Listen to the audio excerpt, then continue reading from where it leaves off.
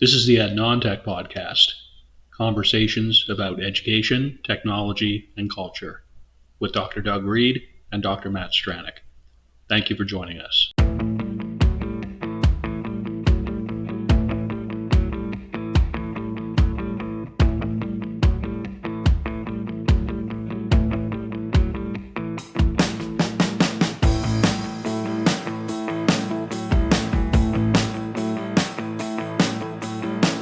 My name is Dr. Doug Reed, and I am located on Abagway, the traditional and unceded territory of the Mi'kmaq people. My name is Dr. Matthew Stranick, and I am located in Menakwisk in St. John, New Brunswick, which is situated on the traditional and unceded territory of the Wolastoqiyik Maliseet people.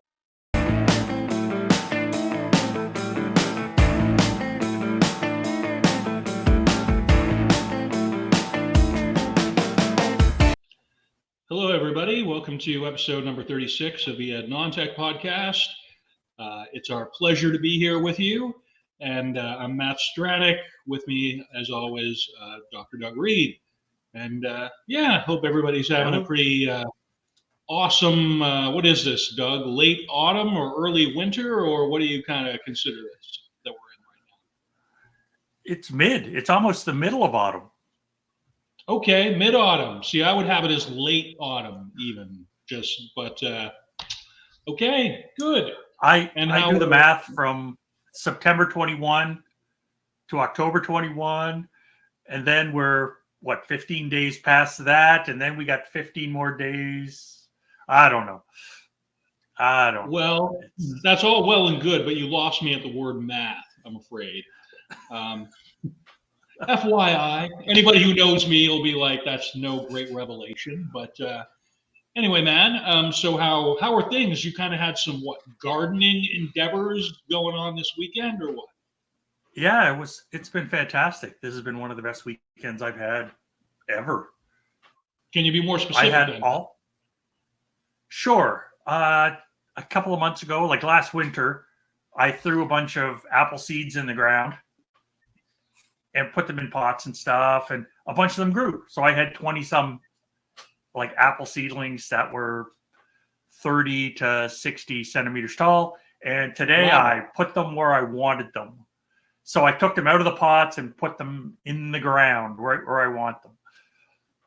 So that happened. And I had a whole bunch of tree branches that I needed to deal with before the weather got cold, and took care of all that. And I feel all these muscles all over my body that I didn't realize I had. So it just makes me feel good. I didn't hurt myself. I accomplished everything I wanted to accomplish. It was a win. It was a good weekend. How about yourself? Bravo. Yeah, I had a completely awesome weekend of doing literally nothing whatsoever at all. It was one of those. It was just like, me and the GF basically hung out starting on Friday evening, and it just kind of wound down here just yesterday. Didn't do much of anything really, so hanging in, because I've actually lately now resolved kind of the whole issue. You can't tell by the awesome virtual background and a custom AI generated background, might I say. However, I'm in a pretty swank historical property that's definitely bigger than houses that I've lived in before. And on that regard, I'm paying a really good rate. But between the factors of being, entering the workforce after a period of absence, and also being, with the child support thing now being completely different, it wasn't going to be sustainable. But what these wonderful people, my landlords, have arranged is that they're going to personally vacate the basement suite that they are now occupying. They're just going to move out so that I can go down there and take up residence there and pay basically, I'm not going to give away numbers, but, a fraction of what I was paying for this larger, more well-appointed space. So it's a win-win situation there, Doug, for me, is what it is. Right on. That's awesome. Yeah, man. So we're both stepping out on a good note. which I think is kind of interesting considering the topic. I saw your topic and I went, oh yeah, that's, I think anybody in the education world can relate to this. I'd be amazed if anybody hadn't. So really timely topic here, Doug. Why don't you tell us about it? It's imposter syndrome in education. And I brought it up for two reasons. One, I was having a chat with a grad student, not my grad student, but a grad student. And all I got was like imposter syndrome vibes. And I think they're awesome. I think they're utterly amazing and stuff. But I got the imposter syndrome vibes. So after a few minutes of talking to them and basically the way you talk to people and try to get to the root of things. And I can't turn my brain off. That's how my brain works. And I also got an opportunity. Somebody approached me and said, hey, can you teach this topic? And I'm like, oh, I don't know. And then I went and dug in and I'm like, oh, I've done all those things, but I've never called it that. Okay. If that makes sense, right? Like when I did it, it was just part of other stuff that I was doing. It was off the side of my desk stuff. And somebody's looking for a person to teach that as a subject instead. So I was having imposter syndrome and doing the searches and figuring out what the words are that we are supposed to use. And it's like, yeah, I can do that. I can teach that. So it was getting it from both sides, imposter syndrome from both sides. So then has this led to actually teaching, or you're still in the preparing to teach thing? I'm still in the preparing to teach phase. And I don't know if it's even a real offer or if it's, hey, we're looking for anybody. You've got a heartbeat. Oh, I gotcha. Can you fill in a list of vacancies or whatever? Yeah, I gotcha. Okay. Yeah. Oh no, man, that's sick. So that's awesome. That's really a positive experience. And I think anybody who's stepping out into any kind of role, probably well beyond the field of education, can know what that's like. Which is, I think, why a lot of folks do try as much as they can to get that job and then just stay with it for their career. I know a few people who are either doing that or have close to done that, and I'm just like, I know that path is not without its challenges, but I just think, man, sometimes if you could just sort of reconfigure how you are so that you could follow another kind of track, I'd be like, yeah, man. I mean, yeah. So, every time I've started a new job, I think I've hit this thing some degrees way more severe. Definitely when I was younger, in my, for me, early 30s, late 20s when I was starting out with this stuff. So I guess I'd be interested to know if you kind of take the historical thing, Doug. You've been kind of into the teaching game right out of the gate, so to speak. So what's your perspective on this from, say, earlier in your career compared to now? Well, because this would be a sessional gig, this would be like my 9 to 5 is my 9 to 5, and I enjoy it, and it's fun and challenging and all that. But I miss actually standing in front of a class and teaching and doing my thing. So, and what was your perspective? For me, I remember when I was a teacher and I was an evening ahead of the students, like especially with science, right? With the science curriculum, it was what the heck? Like I could do English and math and social studies, no problem. But with science, it was like, where are you going? And where am I going to find all these manipulatives and all these things for students to do, right? Where am I going to find all this equipment by tomorrow morning? So my perspective is it brings me back to when I was much younger. I had a slightly smaller forehead and my hair was a slightly different color, but it was still fun. That's what I'm kind of going after here. The grisly, gory stuff, because oh yeah, for me,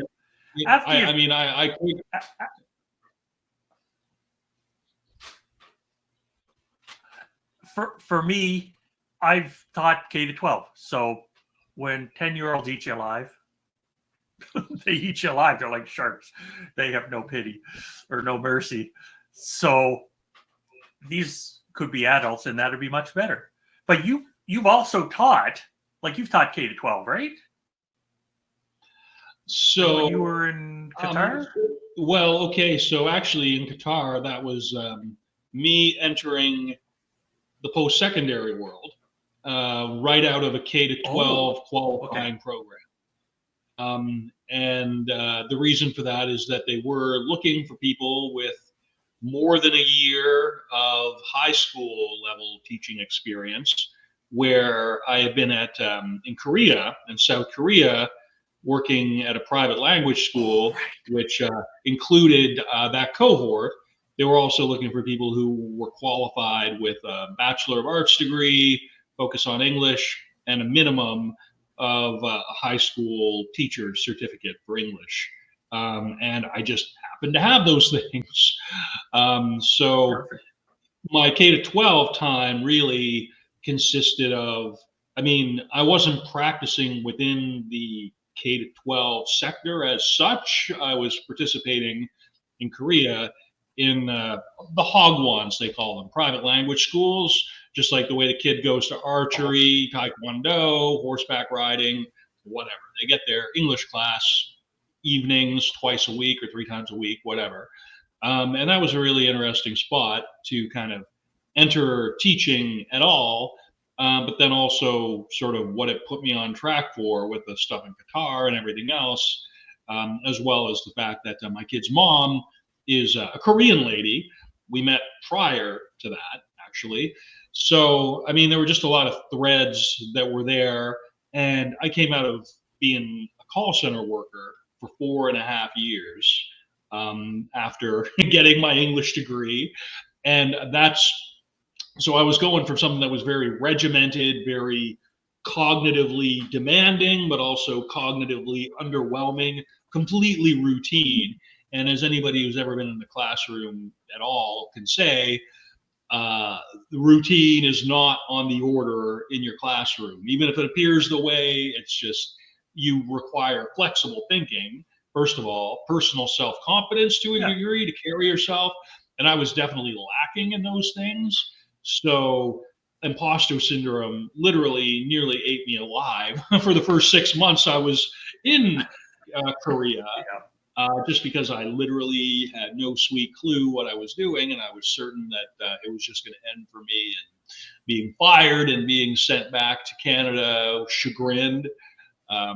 Ironically, it took me quite a while for that to happen in my career, so as far as that goes as a teacher. But anyway, man, so yeah, you know, your topic was well chosen, and that's the first thing that came to mind. Just like the first 6 months in Korea, facing these really tired, stressed out kids who it was so, but it was formative. You either get through it or you find something else to do. And I'm glad ultimately that it's led to the present moment the way that it has. So imposter syndrome, very important topic. We could talk for much longer about this, and I hope we will. Was there anything else you wanted to add before we started getting into your references here, bud? No. Okay, yes. There's one thing I want to add, and my first degree is a history degree. Okay. In the last couple of episodes we've recorded, I found older articles. And that's absolutely true. It's awesome. Time. What's that? Yeah. Oh, yeah, yes, I see that. I'm looking at Festinger, 1954. Okay, we're not going back to like the World War I era like we did last episode, but that's. Well, why don't you tell us a little bit about Festinger? So the article is called "A Theory of Social Comparison Processes," which I found neat because in the absence of both a physical and a social comparison, subjective evaluations of opinions and abilities are unstable, which is another way to say if you don't have grounding for your opinion, it is complete BS. It doesn't matter. The people that don't know that they don't know or think they're doing great, and the overthinkers are thinking they're not doing great. And you need the outside perspective. You just need it. You need that even if it's the cheerleader or the coach or somebody saying you're doing great. Now, have you thought about doing this, or have you thought about doing that? Like, that mentor, that guide sure helps. And if you don't have that mentor or guide, you are stuck with your subjective evaluation. And like with you in Korea, right? And you're thinking, okay, I don't know what I'm doing. When are they handing me a plane ticket and sending me home? Well, I had those thoughts over and over. Well, it's interesting that you're highlighting the importance of mentorship here, because I benefited in that period significantly from the arrival of a couple of awesome people who I'm still in touch with. Lee and Deanna Smith. Shout out to Lee and Deanna if you're ever watching this. I don't know that you are. But they are serious. They came into it as serious career educators. They had each of them about, at the time, which we're talking like almost 20 years ago, they had like 5+ years of experience for sure, with the teaching certificate as well. And Deanna was more librarianship, and I don't know if that's still the case. Lee was working very much for chartered, like licensed, Canadian licensed K-12 schools with charters overseas, like China, places like that. Yeah. So when he landed, when they both showed up, they both got hired at the same time. Their perspective and their grounding and their stability helped me sort of come out of my, sense of, self-flagellation at how little I knew. They also actually got me into running because they're both super athletes. And so the second half of my time there was characterized by hanging out and learning from these two pretty cool, experienced educators. And then as well, also doing my first half marathon, training from a non-runner up to that within about a 5 or 6 month period. So I totally see what you mean about the importance of mentorship and fellow colleagues kind of stepping up there, if I'm not reading too much of that into that, No, you're right. They gave you a physical and social comparison, right? Yeah, so you got totally to find out if you were rubbish or if you were, you're doing just fine. Right? The critical perspective from outside is something of significant value, and I appreciate your pointing that out, but honestly, giving us a chance to think about that here. Yeah. So then you're going. When I did my PhD. Yes. When I did my PhD, I was sure I was an imposter, and they were going to kick me out of Australia and revoke my visa and send me home because I was just a doofus. Summarily. But my supervisor, just see you later. Go away. We're going to send you, but you can't have shoelaces or a belt, right? We're just sending you. Wow. And they didn't do that, obviously. But my supervisor called it the trained gaze. He said, you don't have the trained gaze yet. You need to learn the trained gaze for what did he mean by that? And by trained gaze, it was a way to help me build confidence because I didn't have a lot, right? And it was only after experts in the field started to ask me questions out of the blue about stuff that I felt like, okay, maybe I do know a little thing or two.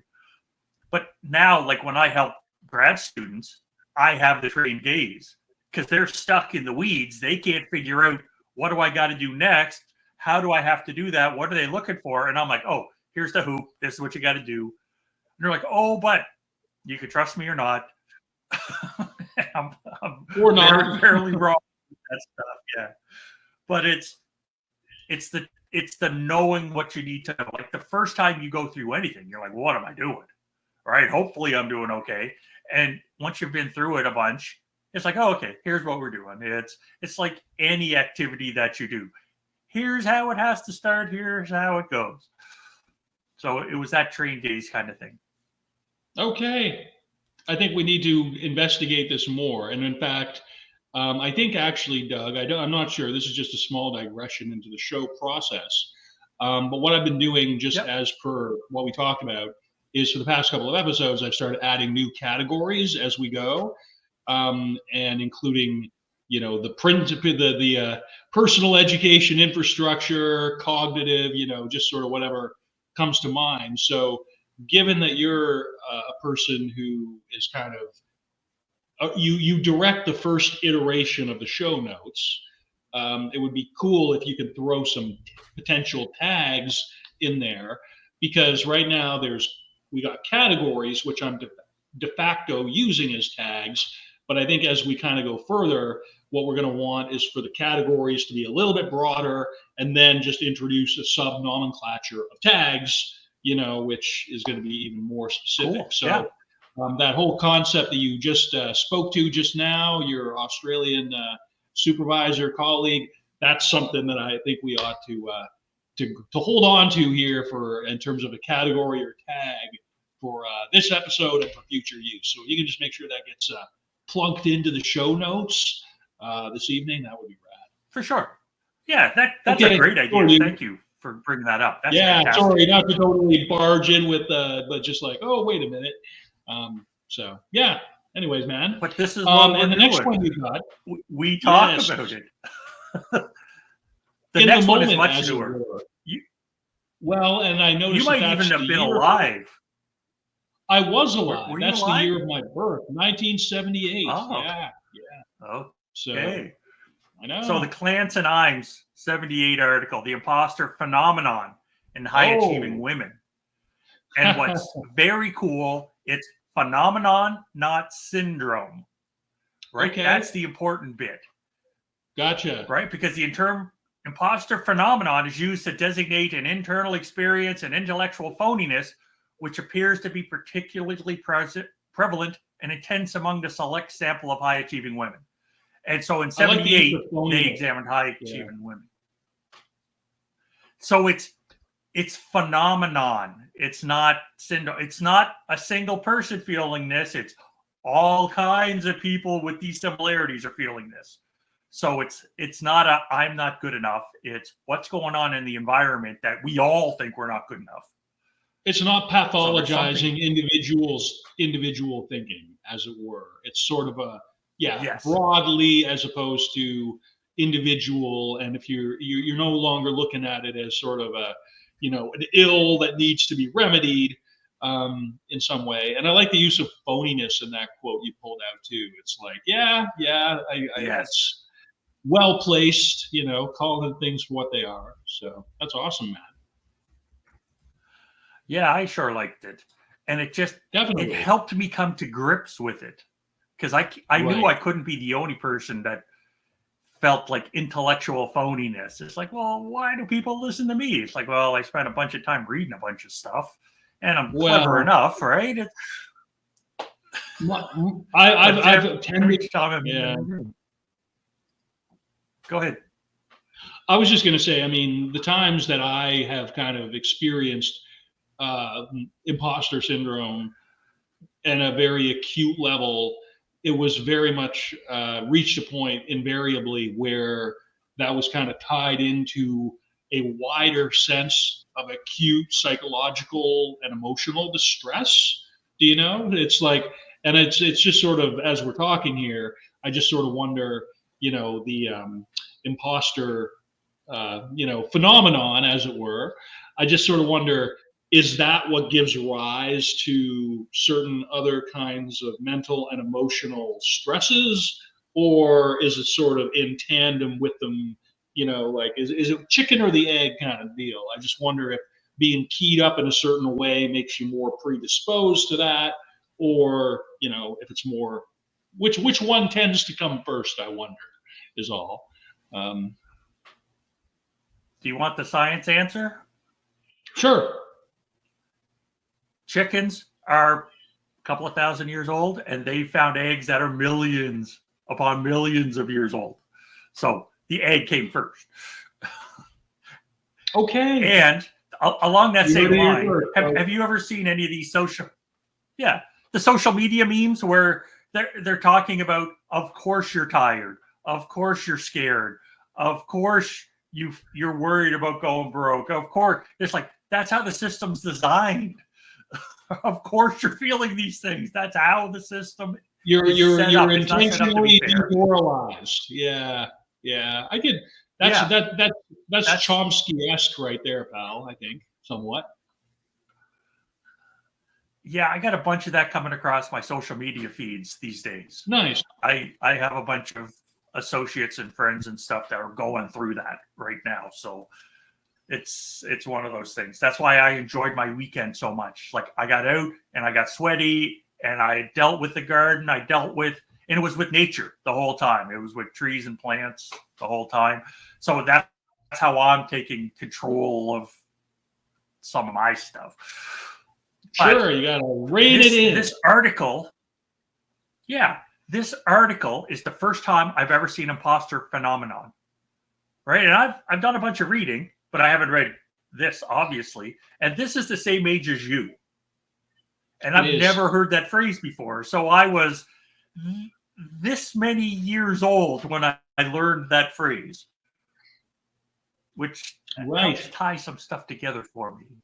Well, I think it's cool that we're in the field of education so prone to being able to find useful stuff like this all the way down the stretch. I just think that speaks to the viability of the longer term career, that you can still, in the final 30% of your career or whatever, be finding stuff that just totally changes your perspective. I think that's one of the great gratifications of being the kind of work that we do.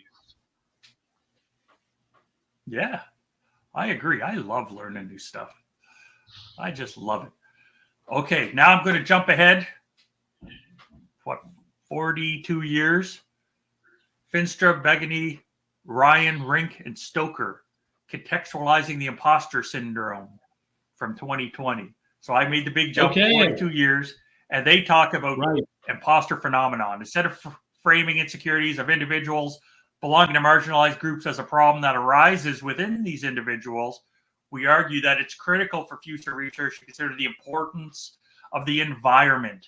What the important role of the environment in enlisting these imposter feelings, right? And we touched on that a little bit, but totally the environment's what doing it.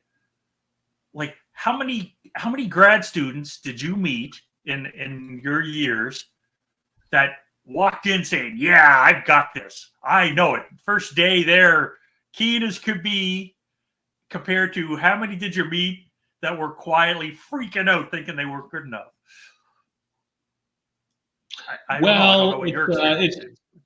Yeah, well, I mean, my experiences have just been, I was on a pretty solid trajectory to be just some kind of high school teacher or whatever, which would have been cool. But then I kind of the best job that was going to be available for me in the moment was the Qatar gig, putting me in a pretty much total trajectory, whether it's post-secondary or now more workplace-based learning or whatnot. So I guess my perspective on all of this stuff now is just, I think a lot of this research and things that you sort of see that speak to the traits and characteristics of younger, like high school age learners are still, I think, relatively, applicable, relatively relevant. And I just think like within that, my BEd training program, and this is where I was kind of going with this really at the beginning, what I was thinking is that in the 20 years that elapsed, you've seen the introduction of the constructivist approach. Constructionist, you want to say? It was always approached to me as constructivist kind of stuff within BEd training programs, because I did mine in 2007/2008 when I was getting mine done. And it was just always like, you are co-creating with students, no more guide on the, no more sage on the stage. You want to be the guide on the side and all this. And I think that this kind of formulation of that you just sort of put in those with that quote, with that reference, to me is kind of reflective of that. So now, when I went to grad school, social constructivism was everywhere. That's what everybody was doing. And to date myself, those funky beach ball colored Apple computers were also all the rage, with like some of the worst mice you've ever seen. They're just the round ones and stuff. But as I did more reading, constructivism was nice. I liked it. I agreed with it. But then when I dove into constructionism with the artifact creation as part of the learning experience, that's where I was like, yes, I found my home. I found my people. This is where I belong. So I'll continue to beat that drum. But social constructionism is a part of the bigger picture there. And sorry, Doug, when you did your master's degree, were you working as a teacher at the same time, or did you have the ability to devote yourself entirely to your master's program? I left. I got a year's leave of absence from my degree, from my job, and dove in full force. Moved to Calgary, and I did it. Yeah. See, for me, I'm just sort of thinking back on my whole trajectory with this. And except for the B.Ed degree, actually with the B.Ed degree, I was working as a dishwasher at the Lunar Rogue in Fredericton for about half of that, because I wanted to limit my borrowing that year as much as I could. But then when I did my master's, when I did my M.Ed, when I did my Ed.D., in both cases, I was working entirely the whole time, like at a full-time job.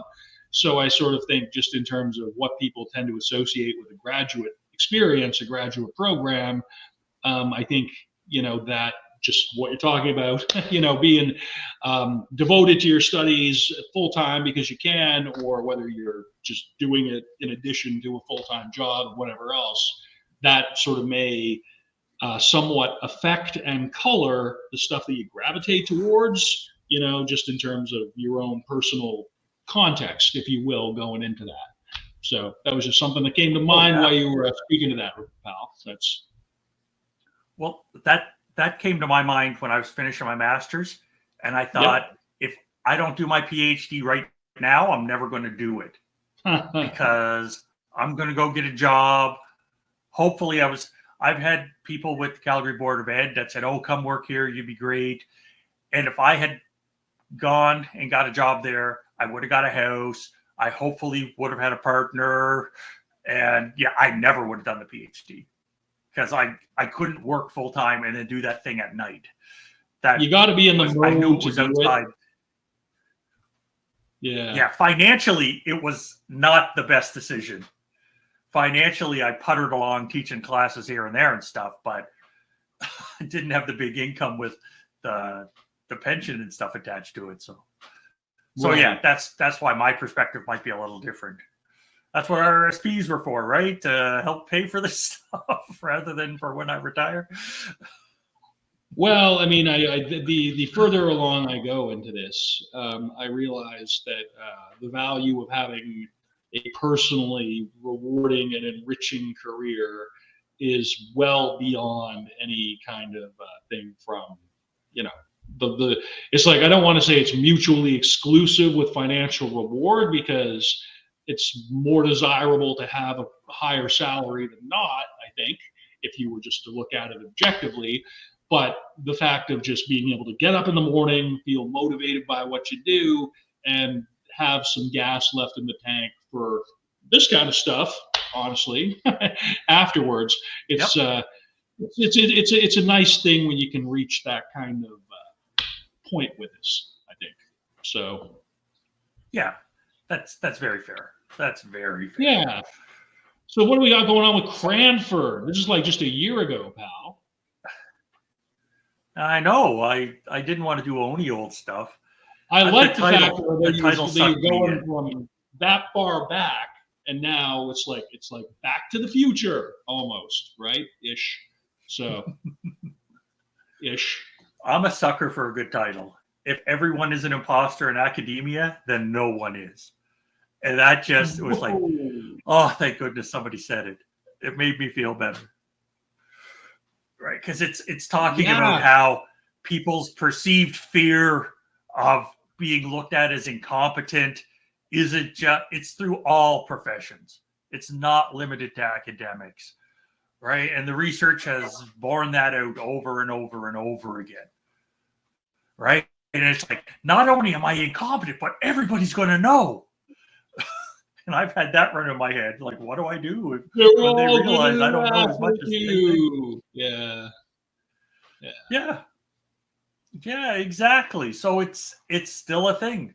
The environment and the system in place is designed, I believe, is designed to make you feel bad. Right? And that's why it's a phenomenon and not a syndrome. That's a hot take. That is a hot take you just put up here. Why? No, I mean, it's good. It's just like that?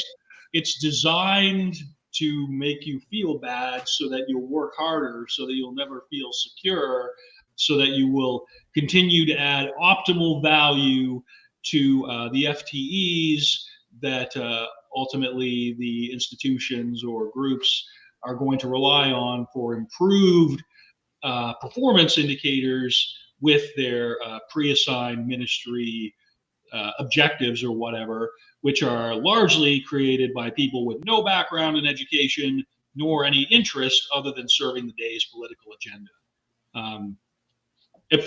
What you're putting down, those are the dots that I see, leading to that thought. But yeah. I mean, so absolutely, that's what it is. Sure. Right? Like, who was it? Who was the guy in the States? Greenspan, like back 25 years ago? Maybe. And he pumped this thing out and said, if people are employment insecure, they'll work for less. Yep. So let's make more insecure jobs. So people will work for less. And it's like, you think that didn't add stress to everybody's life? That was designed to make you feel return on your dollar, that's what you would do. Yeah. Yeah. And take a look at the track record for teacher education, right? Like teaching careers. 50% of people that get a BED, according to the last research I read, never teach a day. They finish their degree and they never teach a day because they're like, the heck with this, I'm not doing it. And what's the number? 15% teach more than 5 years. So in their 20s, in droves, people are getting the heck out of education because it's not right for them. They don't get any joy out of it. It's like, do you think we're setting it up wrong? Do you think we've set it up to make you feel bad? Because other countries don't have that issue. Finland doesn't have that issue. I'm pretty sure Sweden doesn't have the issue. It's been designed to do this. Yeah, there's some countries that care about education and they care about educators. So I know this is an aside from the imposter syndrome thing, but I honestly believe that's what the system is. I think you're speaking to some pretty significant, substantial root causes of it. So it's like, just because you feel imposter syndrome in your career at a certain point, don't think that it's unnatural. Don't think that you're isolated, and don't feel like you can't reach out to somebody, even if it's outside of your role, even if it's just a sympathetic family member or a friend. Because I think this has, what you're highlighting here, what we're actually getting to a little bit, are the substantial tolls, the substantial risks to mental and emotional health and wellness, because no individual carries themselves in isolation. If you are feeling imposter syndrome, then chances are it's either a reflection to a degree of you're just, reflecting what other people around you are carrying themselves, or it's your defensive response to make you critically put up your antenna and scope the situation, whether it's fight or flight. And you go, okay, so fight or flight, if you have confidence or people around you to kind of help you look at that from a logical standpoint, then you can maybe talk your way around that thinking. But that's all to say that the system is very much designed, very intentionally designed to create that kind of personal instability. And I'm really impressed, Doug. We've almost gotten to the later part of this whole episode, and neither of us has talked about TRU.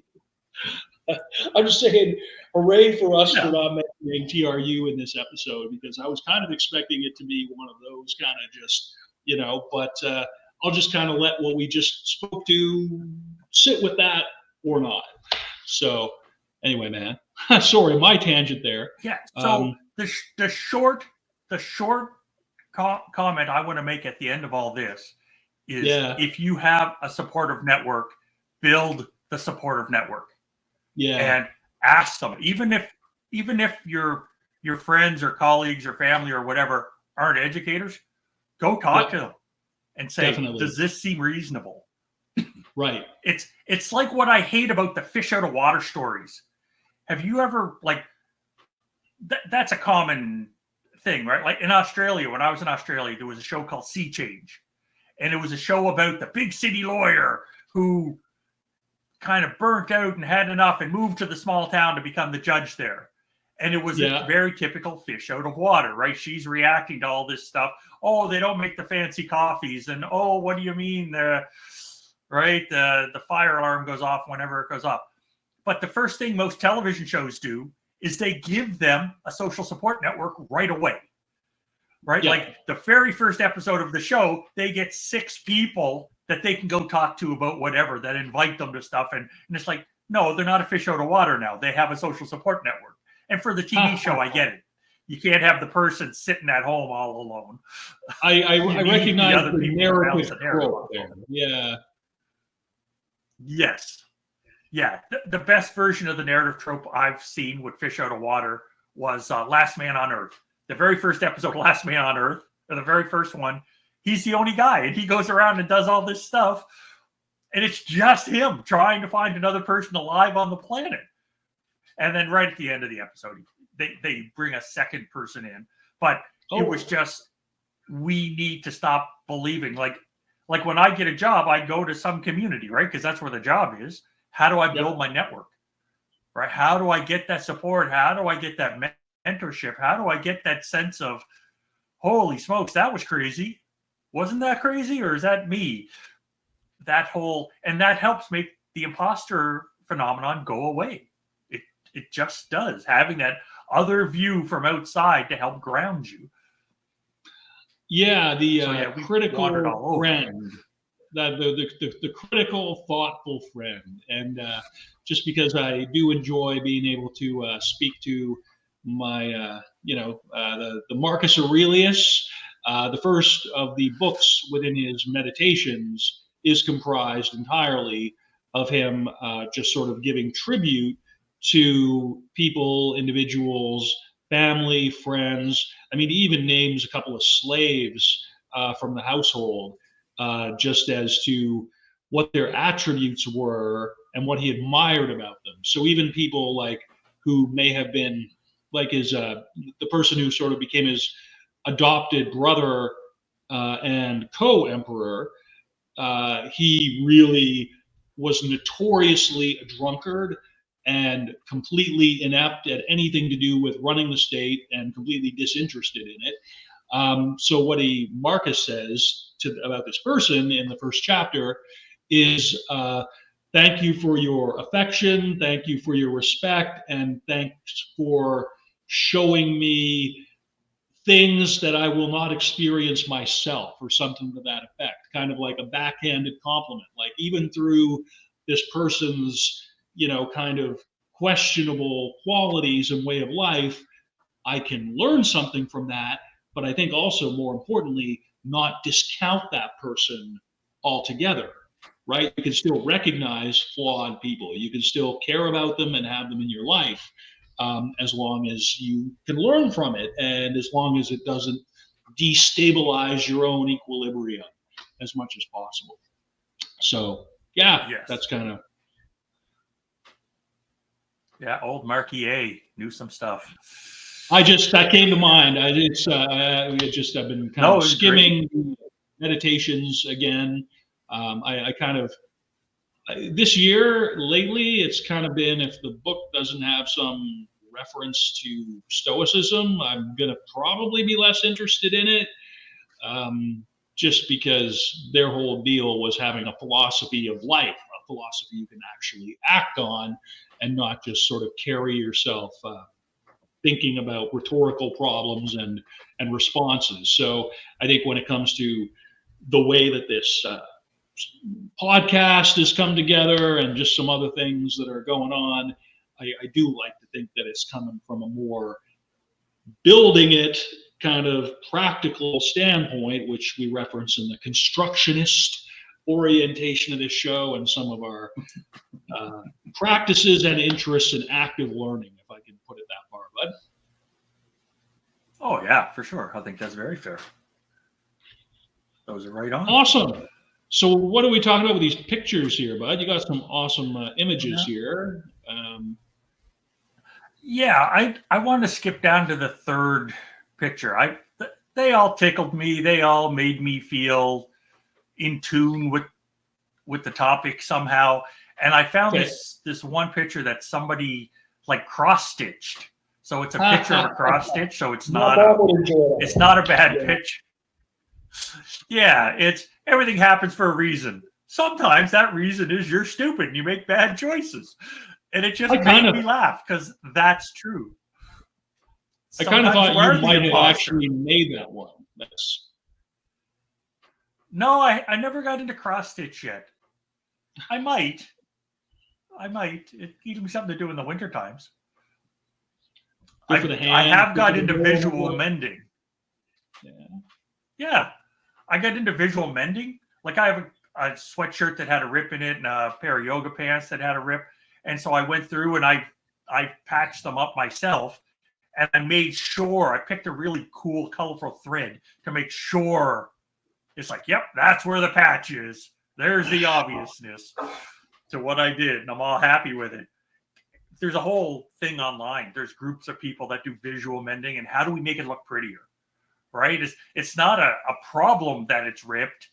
How do we do something to enhance whatever the piece of clothes or enhance whatever it is you're working with?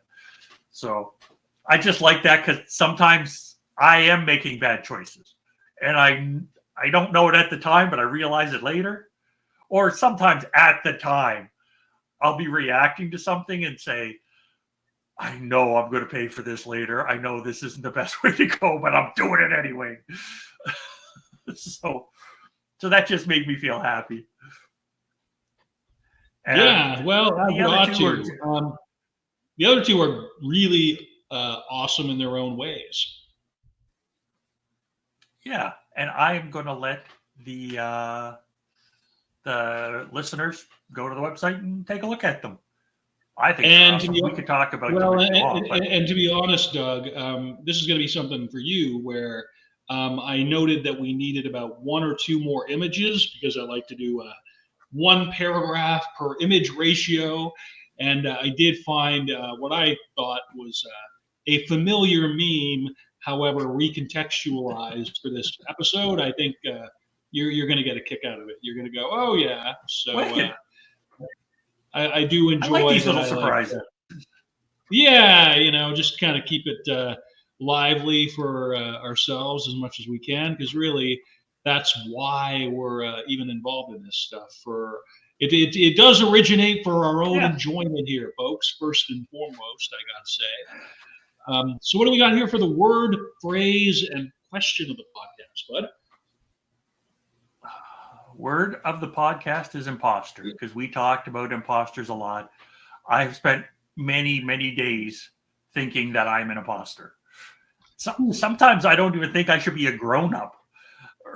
Sometimes I feel like I'm 10 or 12 years old. So it's I don't know, maybe that's just who I am. So imposter's the word. The phrase of the podcast is phenomenon, not syndrome. It's about the structure of the environment. It's not about you. Of course, you're feeling this way. That's the phenomenon. It's not about you, right? And I love the way you phrased it. You had a good turn of phrase for the pathology statement that you made. That was so nice. I really liked it. Cool. And the question of the podcast, I think we've already answered. Yeah. The question of the podcast is, hopefully we answered it already. Why do so many people feel imposter syndrome when they start teaching? I think I know the answer, and I think we shared it. And then you put it better words around it. It made it slightly less blunt than what I said. But Well, I just think that I think this is always a good time. It's always a good time for this kind of discussion. And I would just say that my own sense of urgency to speak to this really comes from what we spoke to a couple of times in this episode, to the effect that it can have serious and detrimental effects on your mental and emotional and social health and well-being. And anything that can sort of highlight this, maybe it's, the first time somebody's hearing about this, or maybe it's the first time somebody's, had the opportunity to kind of see somebody else spend a half an hour discussing their experiences or whatever. But just anything that you can do to engage with supportive, positive people around you in any level, even if it's your stamp collecting group, even if it's the person who pours your coffee at Tim Hortons, that they're nice to you, just whatever you can do to draw yourself out of yourself. Even just, yeah, just, so I think that it's always good to have these kinds of conversations, because so many people have either left the profession or had really suboptimal mental or just quality of life, really, because of this kind of thing. Mm-hmm. So whatever you can do to reach out and kind of engage is going to be helpful here. So I appreciate the opportunity here, Doug, to talk about this now for both for ourselves and for anybody who might be interested in listening. So yeah, and that's why I picked the topic, because I was feeling a bit of it, and I kind of got a handle on a bunch of stuff in life. So, and I've had a history of it, so I assume other people would feel the same way. And once I put the logic to it, once I put the research to it, I get more under control with my thoughts, if that makes sense. Right. I love talking to knowing experts. Why you think something is very helpful to taking control and sort of steering yourself out of your kind of dark place that you can go with some of this stuff. So yeah, exactly. But awesome. That's all I've got for tonight. Okay, well, I guess that is also all I've got for tonight. So always a pleasure. Thanks for the awesome conversation here, bud. And take care, everybody. Until next time. Right on. See you next time.